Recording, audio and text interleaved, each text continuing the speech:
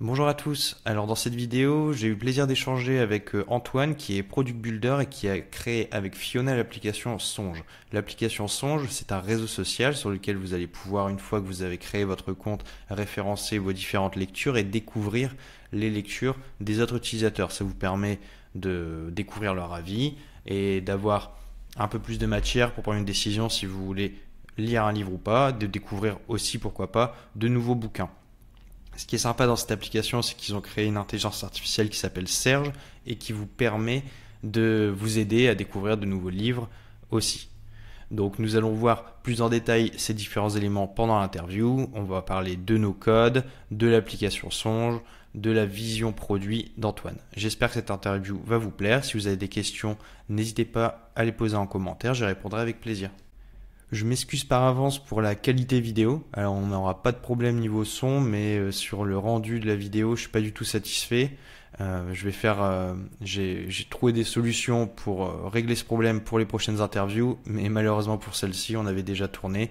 Donc focalisez-vous sur l'écoute et encore désolé pour la vidéo.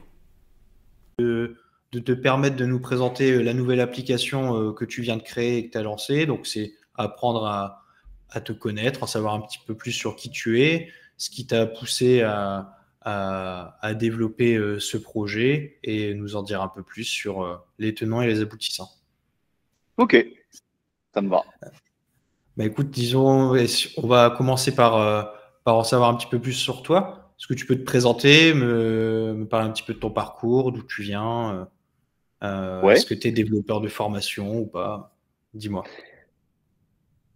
Eh ben, écoute, donc moi, je m'appelle Antoine, j'ai 30 ans, je suis basé à Marseille. Je développe depuis un petit peu plus de 2 ans.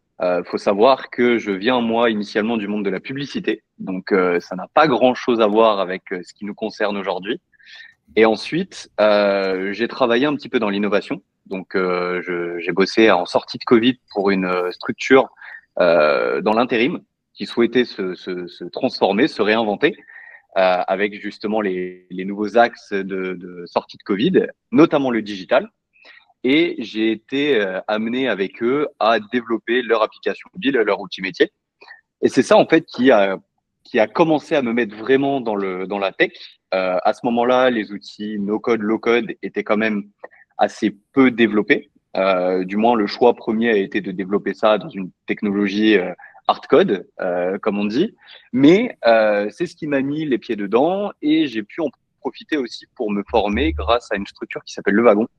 J'avais fait une courte formation en développement et donc ça m'a permis d'avoir un petit peu les bases du code. L'idée, c'était pas que moi je code à cette époque-là, mais plus que je comprenne un petit peu comment ça fonctionne derrière la machine. Et à la suite de ça, j'ai eu quelques expériences entrepreneuriales.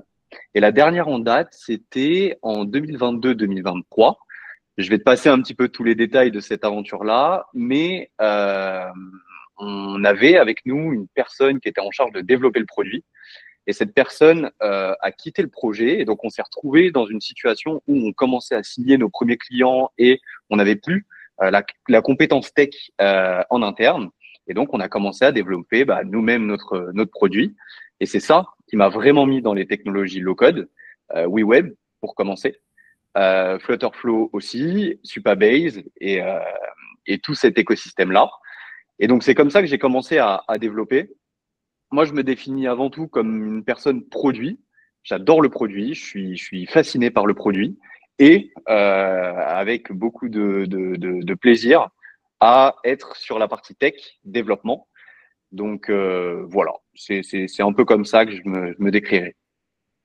Ok, très intéressant. Bah, du coup, j'ai commencé, moi, mon parcours tech, il a commencé il y a 7 ans. Et dans le même contexte que toi, notre associé développeur doit quitter le projet pour des raisons personnelles. On se retrouve à 2 ou 3 mois de sortir la V1 en ayant perdu cette compétence qui était très importante. Et donc, j'ai fait le wagon. Et Ouais. j'ai jamais quitté ce milieu. Et toi, tu as fait le bootcamp de 3 mois ou tu as fait un autre format? Parce qu'entre-temps, ils en ont lancé pas mal. Ils ont lancé Non, de j'avais. nouveaux formats. Alors moi, il avait duré un peu plus. De mémoire, il avait duré à peu près 5 mois, mais parce que je le faisais pas à temps plein. Je le Ah, faisais d'accord. je crois que c'était le mardi soir, jeudi soir et le samedi. Mais super, super formation pour apprendre justement les bases. Parce que même quand on parle, je pense, de no code, low code, et on aura probablement l'occasion d'en reparler par la suite, ça ne veut pas dire que ça n'a rien à voir avec le code. Bien au contraire, ça utilise les mêmes logiques, la même philosophie. Donc c'était un premier pas qui a été extrêmement utile pour la suite. Ok. Ok, intéressant. Bah, c'est clair là-dessus. Je trouve le terme programmation visuelle, il est assez pertinent parce que Ouais, au final, faire une boucle sur un outil no-code, ça reste la même logique que faire une boucle sur un script classique. Donc ça, faut l'avoir en tête. tu Ok, prêches un convaincu. ok. Bon ben, est-ce que tu peux m'en dire un petit peu plus sur le projet d'application que tu viens de lancer? Est-ce que tu es tout seul sur ce projet? Enfin, en quoi il consiste? Ouais, et ben, alors déjà, je vais beaucoup dire on, D'accord? parce que ma vie de développement se fait en binôme avec une autre personne qui s'appelle Fiona, qui est aussi low-code développeuse, et D'accord? avec qui on a monté notre petit studio tous les deux depuis un peu plus d'un an maintenant, qui nous fait un peu développer des outils et des produits pour des clients divers. Et en fait, à côté de ça, nous, on adore le produit. Elle, c'est pareil, c'est un profil très produit, très design. Et on s'était dit bah, que c'était aussi l'occasion de profiter de notre métier pour pouvoir développer des produits qui nous auraient fait kiffer, nous, de les avoir. Parce que comme je le disais tout à l'heure, le fait de développer, on ne considère pas vraiment comme un métier, c'est un plaisir. Et donc, le fait de pouvoir se mettre des petits projets perso de temps en temps, bah, ça nous anime aussi beaucoup. Et le premier projet, il s'appelle Songe. En fait, c'est une application mobile qui est, comme on le définit, le Strava de la lecture. En fait, c'est un réseau social sur lequel on va partager les lectures, ces lectures actuelles, ces lectures passées, ces lectures souhaitées pour le futur. Et on va pouvoir suivre aussi la lecture de ses amis, de ses proches. Donc, un peu comme pour ceux qui connaissent Babelio, Goodreads, disons que l'insight fondateur est pas si différent de ce que font ces outils-là, mais on était assez frustré par l'approche UX, UI de ces plateformes-là. On avait très peu d'amis qui étaient dessus, c'était assez peu friendly. Et donc, on s'est dit, bah voilà, nous, on aime beaucoup aussi Strava, on aime beaucoup le sport, on aime beaucoup la lecture. On pense que la lecture peut être quelque chose qui peut être beaucoup plus diffusé si ça devient quelque chose d'un peu social aussi. D'autant qu'aujourd'hui, alors j'ai pas les stats, hein, je suis pas en pitch, mais je sais que le plus grand vecteur de recommandation des bouquins, bah, c'est les potes, c'est les proches. Donc, il y a un truc à faire pour aussi développer encore plus la lecture qu'elle ne l'est aujourd'hui en donnant une couche un peu sociale à l'action de lire. Et donc, on s'est dit que ça pouvait passer par une app, un peu comme Strava, un peu comme Babelio et Goodreads, mais en un peu mieux dans la lecture. Donc, c'est comme ça qu'on a commencé à développer le projet. Ça allait très vite. Euh, on a commencé vraiment à en parler fin d'année 2024. C'était en décembre, je crois. On s'est tout de suite dit, avant de développer, on en parle à nos potes. Fio avait fait une formation produit et un des apprentissages qu'elle avait eu, c'était justement, bah, quand on est nous-mêmes capables de développer des produits, bah, on est beaucoup plus à même de vouloir tout faire partout et de créer un peu des usines à gaz. Donc, avant de commencer à développer, d'abord, on en parle à nos potes. On voit un peu à droite à gauche quel intérêt ça peut avoir de la part de notre entourage. Et puis après, bah, on verra. Et puis on verra la suite qu'on veut y donner. Et on a commencé comme ça à en parler et ça a plutôt bien pris, ça a même très bien pris, surtout parce que bah, ça se décrivait facilement. Quand on disait voilà le Strava de la lecture, c'était pas, on n'avait pas besoin de schématiser ou de contextualiser beaucoup. Ça se captait assez facilement et donc on a décidé courant janvier à développer l'application. Après voilà, je pense qu'on aura l'occasion d'en reparler, mais on l'a développé vraiment par étapes. On y allait petit à petit. L'idée, c'était pas de se mettre en tunnel de 6 mois de dev et après de lancer le bébé. C'était plus d'avoir une première version et après d'itérer et de faire évoluer le produit en fonction. Ok. Et donc toi et Fiona, vous êtes des grands lecteurs. C'est quelque chose. Vous avez vous avez isolé cette problématique en regardant ce qui se faisait sur le marché, vraiment parce que vous souhaitez lancer un nouveau produit. Alors, un peu ni l'un ni l'autre. On n'est pas des grands lecteurs. On aime lire. c'est quelque chose qu'on aime bien, mais voilà, on lit pas 3 livres par semaine.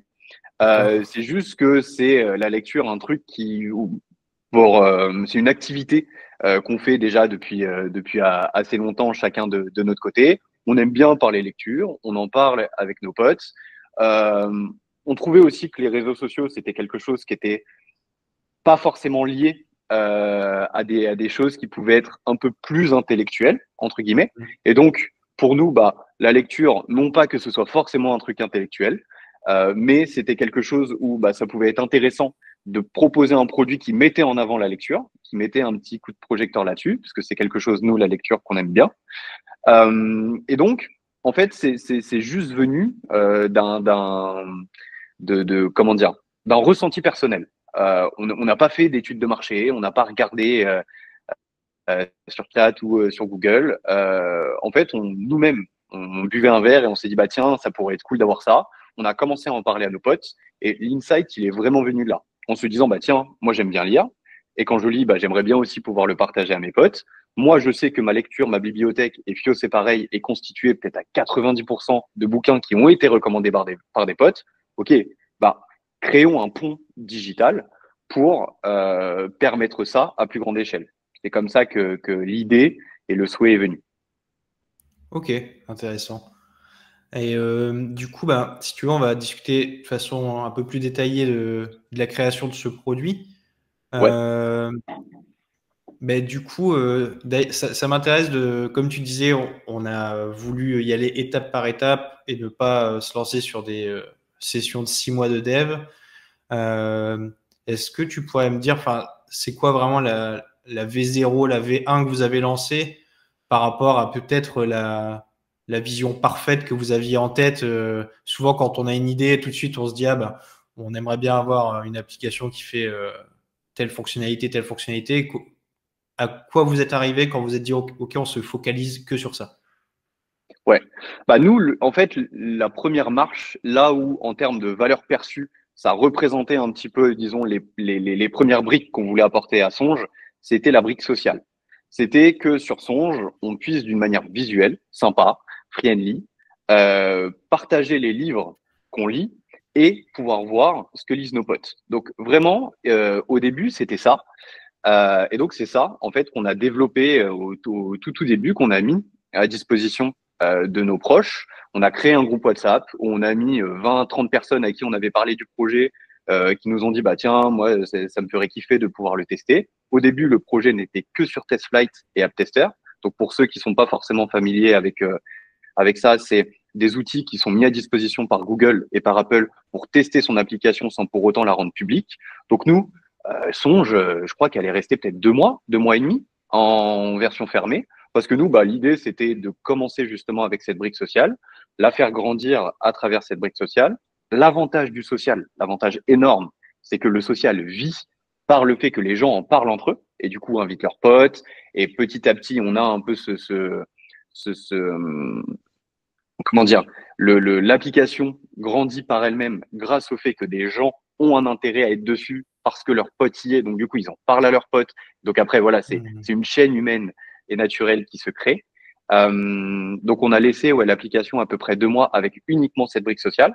Et en fait, pendant ces 2 mois, on interagissait énormément avec notre groupe WhatsApp, qui existe toujours et avec lequel on est encore très actif, pour dire, bon, bah, OK, où est-ce que vous voyez des bugs? Au début, c'était le plus important, c'était les bugs. Et après, quelles sont les features qu'on pourrait imbriquer petit à petit, toujours en voulant rester simple. Nous, c'était vraiment un axe capital de Songe, parce qu'aujourd'hui, les applications, les réseaux sociaux de lecture sont quand même très compliqués, autant visuellement qu'en termes de features. Donc nous, on voulait garder quelque chose de simple. Donc on posait la question, bon bah voilà, qu'est-ce qui vous plairait, qu'est-ce qui vous plairait, et petit à petit, en fait, on allait ajouter des features. Ok. Et donc là, par rapport à ce que tu disais précédemment, si j'ai bien compris, Fiona est plus sur la partie design et peut-être toi sur la partie euh, technique, mais vous êtes tous les deux des profils produits. Ouais, alors, Fio, au-delà même du design, elle est aussi sur la partie front, le front visuel. En fait, le design, on l'a Hmm, pensé ensemble. d'accord. Elle a constitué le Figma. On pourra en revenir sur les différentes étapes aussi et Hmm. de création du produit. Mais au début, on a fait un petit Figma rapidement. C'est elle justement qui avait aussi ses premières touches. Ensuite, elle s'est occupée de la partie intégration du front sur nos outils. Moi, j'étais un petit peu plus sur la partie base de données et sur la partie back-end. Donc, c'est comme ça en fait qu'on se complète. Ok, ça marche. Ben, ça a l'air de fonctionner plutôt bien, ce genre de complémentarité, mais effectivement, mais Ouais. Fiona, voilà, j'ai jamais échangé avec, mais je l'ai vu passer plusieurs fois sur le profil sur LinkedIn. Ouais, elle est low-code développeuse, donc elle est aussi tout à fait capable de développer elle-même. Ah oui, totalement, C'est totalement. juste de cette façon que vous vous êtes distribué le travail. Ouais. Euh, Bah, avant de parler des étapes que vous avez suivies pour créer la V1 de ce produit, tu peux m'en dire un petit peu plus sur justement la stack que vous avez choisie, avec quels outils vous avez développé le front, le back et les réseaux. Ouais. Bah, alors, la stack, elle a évolué au fur et à mesure. En fait, initialement, on avait une stack en deux temps. On avait une base de données qui est Supabase et on avait un front qui faisait les logiques qui était Flutterflow. D'accord? Et en fait, petit à petit, et ça, c'était vraiment un projet technique du début, mais bon, c'était une stack un peu plus lourde, donc on voulait pas le faire non plus pour la V1, mais on a installé un back-end pour que Flutterflow n'ait que le rôle de front-end et que Supabase, lui, ait le rôle de base de données et qu'on puisse avoir un back-end pour toute la gestion des logiques. D'accord. Et ça, le back-end, on l'a fait sur N8N. Donc voilà, c'est la stack qu'on a aujourd'hui, c'est celle-ci. Flutterflow pour le front, N8N pour le back-end et Supabase pour la base de données. Ok. Ben, ça m'intéresse de savoir qu'est-ce qui t'a amené du coup à un moment à passer à intégrer une huitaine dans ta stack.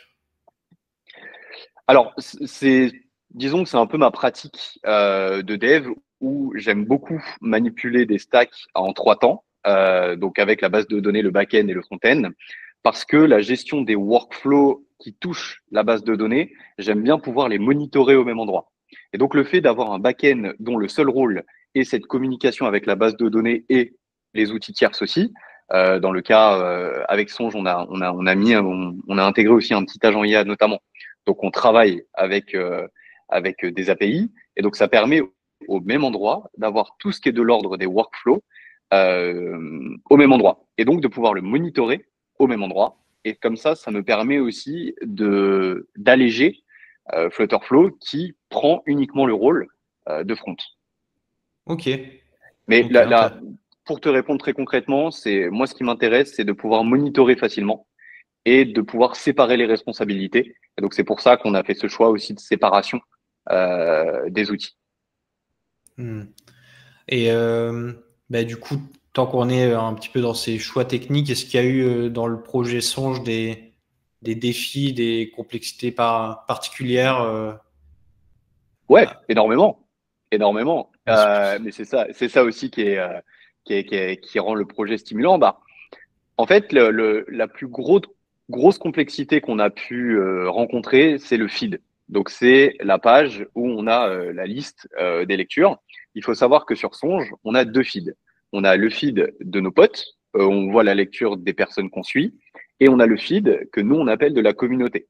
En fait, aujourd'hui, Songe, c'est pas grand, hein. On est un peu plus de 300, je crois, aux dernières nouvelles. Donc, on n'est pas sur un réseau social avec des millions et des milliards de personnes. Et nous, ce qui nous intéressait, c'est de pouvoir mettre en avant la pratique de la lecture et de mettre en avant des livres. Donc, du coup, on a créé un feed où on peut voir ce que mettent les gens qui sont sur Songe. Donc, ça, c'est ce qu'on appelle, nous, le feed de la communauté. Et en fait, le feed, bah, il y a eu pas mal d'enjeux parce que on avait beaucoup d'enjeux d'affichage. Il faut savoir que on a pris les pratiques comme Instagram ou Twitter, qui est la pratique du scroll infini, qui nous évite de paginer, parce que paginer en termes d'expérience, bah, c'est un hmm, peu naze. Donc du coup, on a mis en place le scroll infini, on a mis en place le pull to refresh, donc le fait de pouvoir tirer vers le haut et de rafraîchir. Et si on veut, on a aussi un composant qui affiche le poste et qui se duplique en fonction du nombre de postes. Et ce composant, il est assez Alors, quand je dis lourd, c'est pas forcément en termes de taille, mais il y a quand même beaucoup d'actions dessus. Même si on veut simplifier, il y a les actions sociales, donc le like, le commentaire. On a des actions aussi personnelles, on peut le mettre en favori et on peut faire appel à une petite fonctionnalité qui s'appelle Serge, qui est un libraire intelligent. En fait, c'est un agent IA qui va lire nos lectures passées, lire le livre sur lequel on a cliqué et va nous dire s'il nous le recommande ou pas. Et en fait, cette action de Serge est disponible aussi sur le composant du poste. Et aussi, on a des actions un peu cachées qui nous permettent d'en savoir plus sur le livre. Si on clique sur la couverture, on a un résumé du livre en question. Si on clique sur la photo de la personne, on peut accéder à son profil. Bref, ça peut paraître logique parce que c'est des choses qu'on voit tout le temps quand on allume nos réseaux sociaux de tous les jours, mais c'est quand même à penser pour que le scroll, et ça c'est quelque chose qui avait, pour Xio et moi était super important, soit fluide, que ça puisse être fluide, charger les bonnes données et répondre à l'utilisation que nous on veut en faire. Donc j'ai envie de dire que l'enjeu comme ça, en tout cas quand tu me poses la question, de prime abord, là où on a le plus galéré, c'était sur le feed. Après, il y a eu beaucoup d'enjeux parce que donc moi avec la gestion du back-end, si on veut, je faisais pas des calls Supabase direct. Je faisais ce qu'on appelle un peu du PostgreSQL, qui est une technologie qui est assez géniale. En fait, en fonction de l'endpoint qu'on va rédiger à destination de Supabase, il va nous renvoyer une information et il va pouvoir faire j'ai perdu le terme. Il va pouvoir faire les relations entre les différentes tables qu'on va vouloir directement en lisant l'endpoint. Donc, il y avait un travail comme ça de pouvoir rédiger les bons endpoints. Mais ça, c'était un enjeu, mais c'était très challengeant, très plaisant. Après, non, sinon, c'était sur la partie profil, de pouvoir lister un petit peu toutes les informations de l'utilisateur. Voilà, après, c'est des enjeux propres aux applications de réseau social. On n'a pas eu de blocage. On a eu, par contre, un gros travail sur la partie du feed. Ok, Si, il y a eu, excuse-moi, un petit enjeu, et je finirai là-dessus, qui est propre à Songe, c'est que nous, on ne voulait pas que ce soit l'utilisateur qui rentre les informations de son livre. Donc, on utilise une API, celle de Google Books, qui référence plus de 5 millions de livres sur son API. Et en fait, on a un process d'autocomplétion. Donc, quand tu commences à rentrer ton bouquin, en fait, les bouquins de Google te sont proposés et tu peux travailler ensuite avec cette information-là. Ça a été un sujet aussi, parce que l'API de Google Books est pas simple. Alors, la documentation est assez précise, mais il y a des choses qui sont un peu cachées, qu'on n'a pas forcément dans la doc, et donc il a fallu un peu creuser sur cette API-là. Donc ça a été ça a été un petit travail quand même. Ok. Mais ouais, ce que j'allais dire, c'est que ça m'étonne pas que le feed ait été un sujet parce que sur un autre projet sur lequel j'avais collaboré, il y avait un sujet aussi sur le fait de créer un feed qui soit pertinent à chaque fois que tu rafraîchis en fonction de tous les utilisateurs qui publient des posts. Mais si tu follow 50 utilisateurs qui publient, je sais pas moi, 2-3 posts par jour, ça commence déjà sur un petit réseau social à faire beaucoup de données. Donc en fait, si tu te projettes sur un réseau social qui a plusieurs milliers ou ne serait-ce que quelques milliers d'utilisateurs, tu arrivais sur des requêtes qui commençaient à être vraiment très très grosse et il y avait cet enjeu-là en fait. Donc le feed, ça m'étonne pas que ça a été un sujet pour vous. Ok. Totalement. Bon là, je pense qu'on n'en sait pas. On a bien parlé de la création du produit. Là, ça fait combien de temps que vous avez lancé cette application ? Alors, on l'a lancé en version fermée, comme je disais tout à l'heure, en janvier, je crois, deuxième quinzaine de janvier, et on l'a lancé publiquement, entre guillemets, fin avril. Donc là, on est début juillet. Donc mai, juin, juillet, ça fait à peu près 3 mois. Ok. Et donc là, du coup, pour reprendre ce que tu as dit précédemment, vous êtes pris de la façon suivante. Déjà, vous avez réuni dans un groupe les bêta-testeurs de votre réseau. Je suppose vous avez eu assez de personnes dans votre réseau pour avoir un échantillon assez représentatif ? Ouais, alors la beauté un peu de ce qui s'est passé, c'est que on a assez rapidement des gens qu'on ne connaissait pas ou qu'on connaissait de très très loin qui se sont proposés pour faire partie du projet.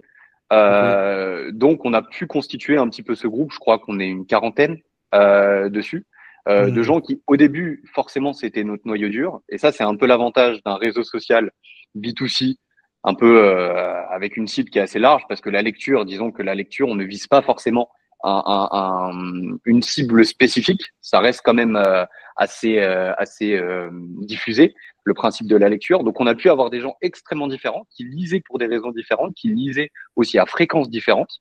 Et donc, on a pu créer ce petit groupe en janvier. Au début, on était une vingtaine. Vraiment, on est resté une vingtaine assez longtemps. Et c'est comme ça qu'on a pu fixer les bugs, mettre en place ces quelques fonctionnalités. Et au moment où on s'est dit, bon, bah voilà, c'est assez abouti, on a aussi de l'attraction sur l'application qui donne un air de réseau social. Parce qu'il y a un vrai sujet quand tu fais un réseau social, c'est que ton produit ne fonctionne pas grâce aux fonctionnalités, mais fonctionne grâce au contenu créé par tes utilisateurs. Donc nous, il fallait bien qu'on ait un minimum de contenu, parce que sinon, bah, les gens allaient venir mais ne rien voir. Et à partir du moment où on a atteint un petit peu cette base, on a décidé de l'ouvrir au public. Ok, et du coup, depuis que vous avez ouvert l'application au public, comment ça se passe niveau acquisition? Est-ce que tu es satisfait de comment les choses évoluent? Est-ce que vous avez eu beaucoup de... Est-ce que c'est principalement du bouche à oreille? Enfin, comment ça se passe là sur la partie acquisition maintenant que tu n'es plus en bêta? Alors là, je mets un petit élément de contexte. Avec Fio, Songe, c'est vraiment un projet qu'on peut appeler un side. On adore ce projet, on est trop content de l'avoir mis sur pied, mais disons qu'on ne passe pas toutes nos journées Hmm. sur le projet. Nous, c'est avant tout un plaisir. On est trop content d'avoir sorti ça. On l'utilise nous-mêmes et c'était le but initial. Mais on met pas une énergie quotidienne sur le projet. Donc nous, aujourd'hui, l'acquisition, et ça, c'est quelque chose qu'on souhaitait aussi du début, c'est que l'acquisition, dans un premier temps, elle se fasse par elle-même. C'est vu que c'est un réseau social, bah, on part du principe que s'il y a des gens qui aiment bien ce qu'on propose, eh ben, ils vont commencer à l'utiliser, ils vont en parler à leurs proches, et petit à petit, en fait, c'est la beauté un peu de ces réseaux atomiques, c'est que bah, ils se nourrissent entre guillemets eux-mêmes. Et on le voit, c'est que ça prend son temps, mais disons qu'on n'a pas d'attente particulière. Là, on est un peu plus de 300. On a passé les 1000 publications postées. Donc ça, c'est quand même une fierté pour nous parce que c'est des gens qui donnent un effort de leur part pour remplir Songe. Donc ça veut dire qu'ils croient et que ça leur est à un moment utile. Donc ça c'est très cool.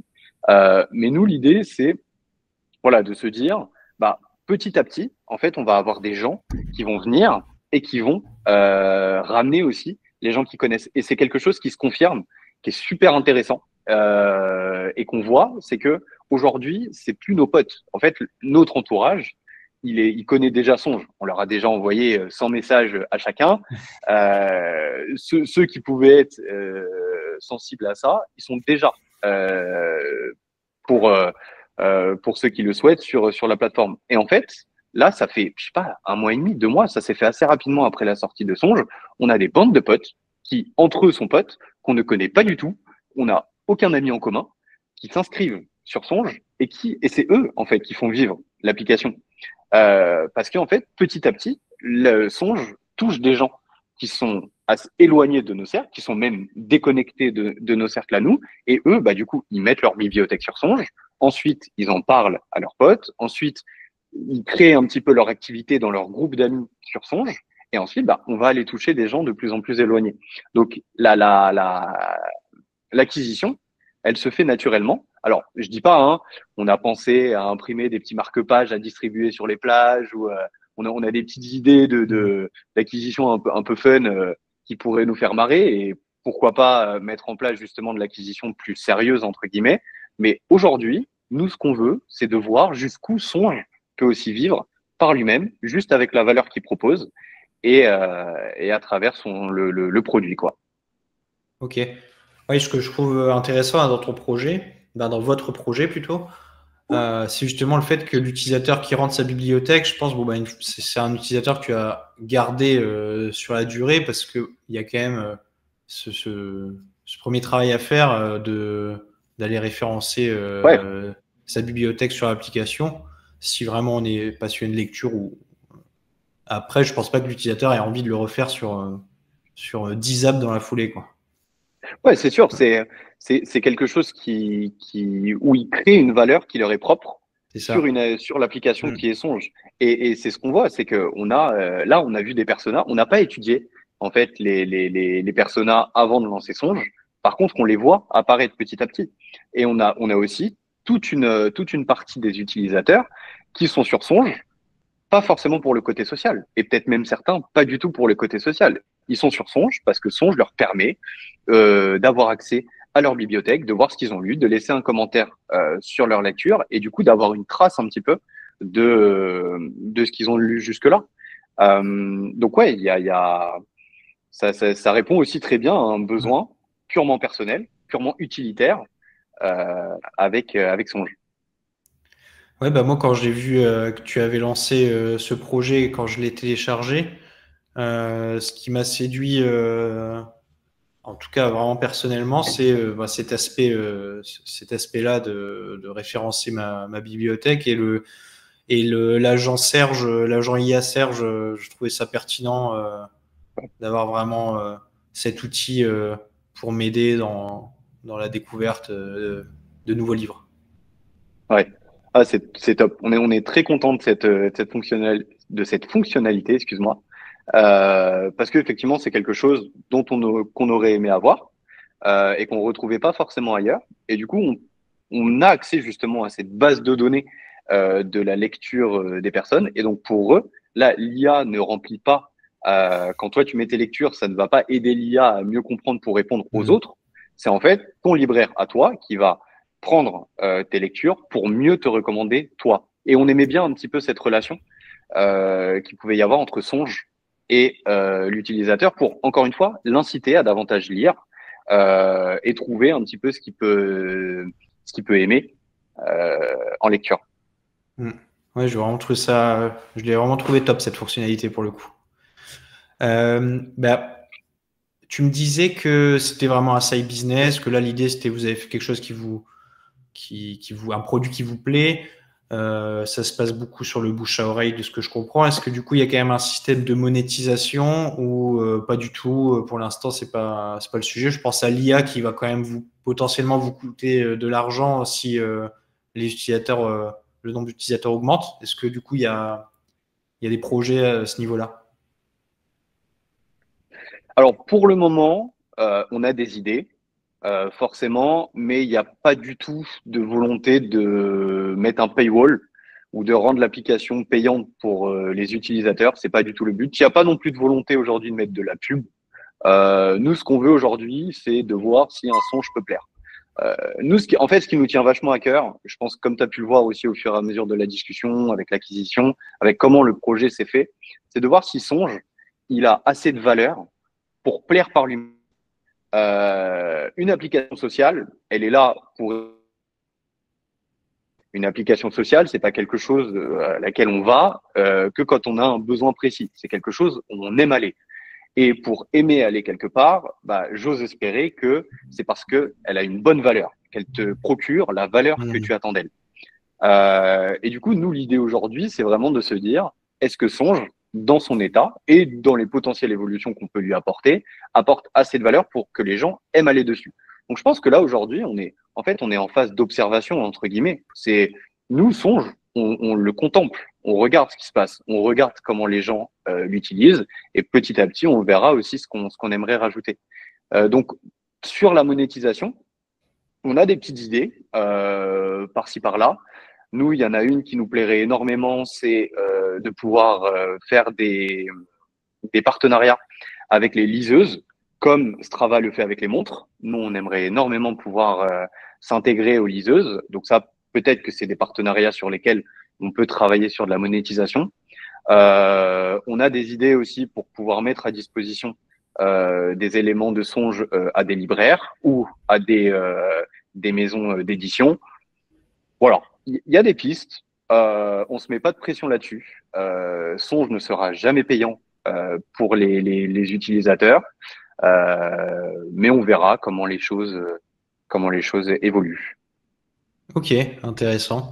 Mais du coup, comment les choses évoluent, ça sera le dernier point. C'est quoi votre vision là sur, même si bon, tu m'as dit que c'était un side business et que je pense que vous faites les choses une étape à la fois sans vous mettre la pression, mais est-ce que vous avez quand même une vision précise ou un horizon à suivre sur les prochaines années pour ce projet-là? Ou un rêve, La hein, tout simplement. vision, ouais. En fait, alors le rêve, c'est l'intégration avec les liseuses. Moi, c'est mon rêve. D'accord? Mais la vision produit, et qui justement le rêve pourrait alimenter ça, la vision produit, c'est de pouvoir couvrir tout le parcours de lecture. En fait, la lecture, aujourd'hui, on s'arrête de lire pour des raisons qui sont diverses, mais notamment par le fait qu'on ne trouve pas quoi lire, et aussi parce que ce qu'on achète pour lire ne nous plaît pas. Et du coup, on arrête en pleine lecture, on est frustré, et à chaque fois qu'on pense à lire, on se dit, ah bah tiens, il faut que je termine ce que j'ai commencé, mais du coup, on va pas se remettre dessus parce qu'on a la flemme et que ça nous plaît pas. Donc, que Songe puisse couvrir un peu ce parcours de lecture pour que Songe puisse t'aider à trouver une bonne lecture qui te correspond, pour que Songe puisse t'aider aussi à rentrer tes lectures et une fois que tu les as terminées, à partager ce que tu as pensé de la lecture pour nourrir un petit peu la communauté et que dès que tu aies fini un livre, que Songe puisse t'aider à trouver le prochain. Pour vraiment, en fait, que la lecture ne devienne plus quelque chose qui nous freine.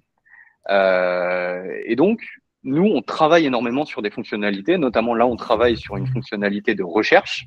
Aujourd'hui, étant donné qu'on avait commencé avec la brique sociale, tout était très concentré autour de la partie sociale.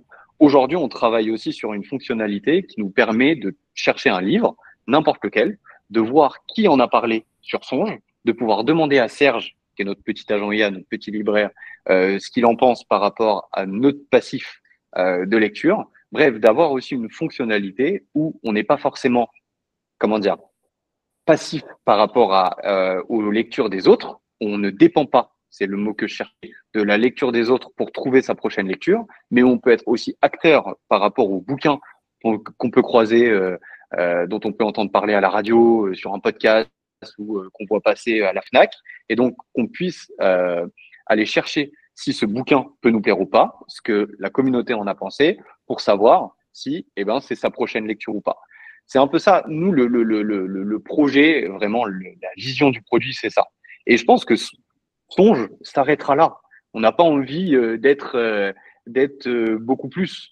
Nous, tout ce qu'on veut, c'est juste d'être une app qui, qui aide les gens dans leur lecture, qui, si on peut permettre à certaines personnes qui lisent pas beaucoup, bah, de lire peut-être un petit peu plus, mais au moins de donner plaisir en fait aux gens de lire quoi. Oh, C'est ça le but. super, bah, super projet pour le coup. Eh bien, est-ce que, pour terminer cette interview, est-ce que tu aurais, par rapport à ton expérience, quelques conseils, quelques tips pour quelqu'un qui va se lancer là dans la création d'un produit?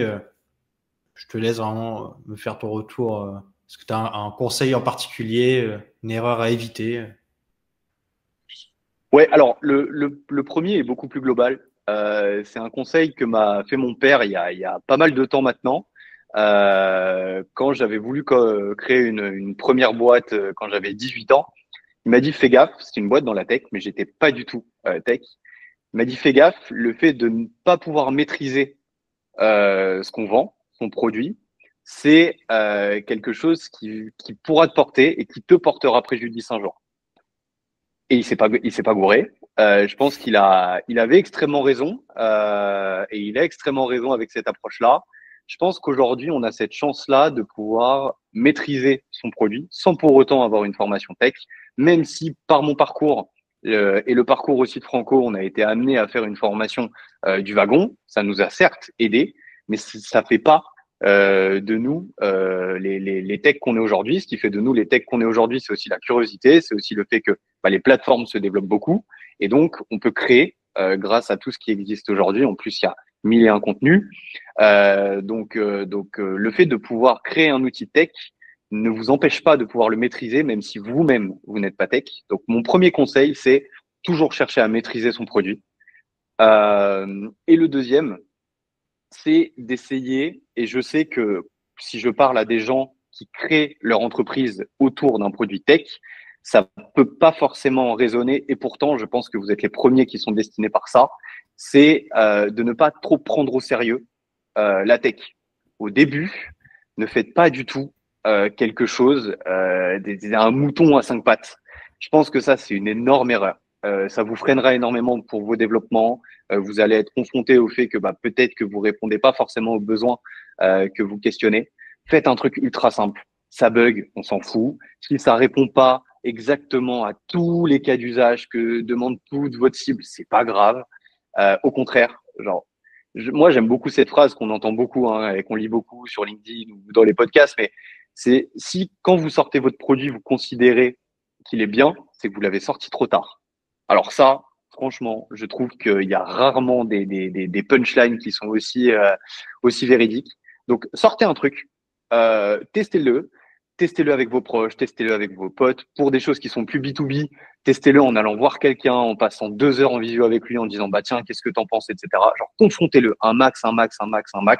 Et c'est ça qui vous permettra, je pense, d'avoir un produit qui répond un peu à ce que les gens attendent de vous. Donc voilà, essayez de maîtriser un maximum votre produit et prenez pas trop au sérieux. Lancez et vous verrez. La punchline que tu as sortie, je la connaissais pas, mais je la trouve vraiment, elle me parle beaucoup. Ouais. Vraiment, je trouve que elle résume tout, quoi. Ouais. Non, c'est clair.